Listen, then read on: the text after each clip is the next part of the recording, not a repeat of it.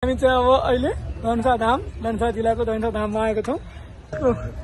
यसको कहानी चाहिँ के छ भने यहाँ चाहिँ रामजीले धनुष चलाउँदाखेरि धनुष बाणको केही टुक्रा यहाँ खसेको थियो। त्यसैले यहाँ चाहिँ धनुषको टुक्रा हेर्न आउने चलन छ।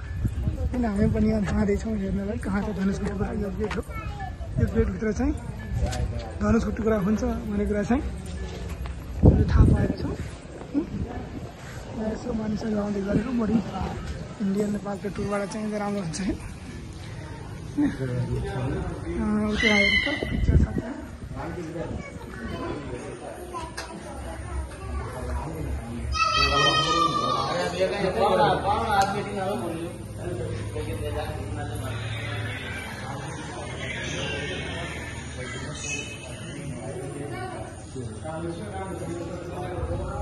टुक्रा कहाँ छ भाइ?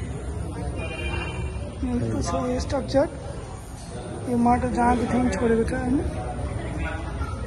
अब यो देखिएको त्रिशूल चाहिँ सेन्टरको भाग हो भन्ने कुरा सुन्नमा आएको छ। अनि त्यसपछि यो धनुष हो भन्ने कुरा चाहिँ उहाँको पुजारीजीले बताइदिनु भयो हामीले होइन। यो एकदम प्रख्यात धार्मिक स्थल छ। यहाँ धेरै इन्डियाबाट नेपालबाट धेरै साथीहरू घुम्न आउनुहुन्छ। यहाँ टुरिस्टको अहिले पनि घुइँचो लागेको छ, भिड लागेको छ। यता पनि आउनुहोस् त।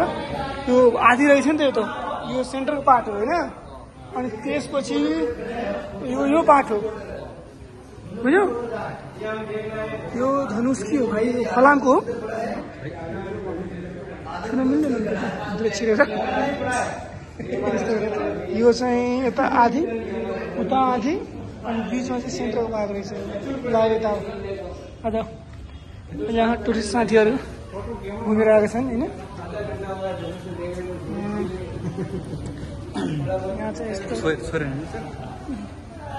छोरे हामी यसो एक्जामिन गरेर हेरौँ न के रहेछ। फलाम रहेछ, फलाम यो फलाम होइन। यहाँ हेर्नु यत्रो ठुलो धनुष लाग्छ। यो बिचको पार्ट हो, यो सेन्टर। यो चाहिँ यहाँ दान पेटीको अवस्था छ होइन। यो चाहिँ बिचवाला पार्ट हो, यो बिचवाला। अनि यहाँदेखि त्यहाँसम्म धनुष, त्यसपछि यहाँदेखि त्यहाँसम्म धनुष, पुरै धनुष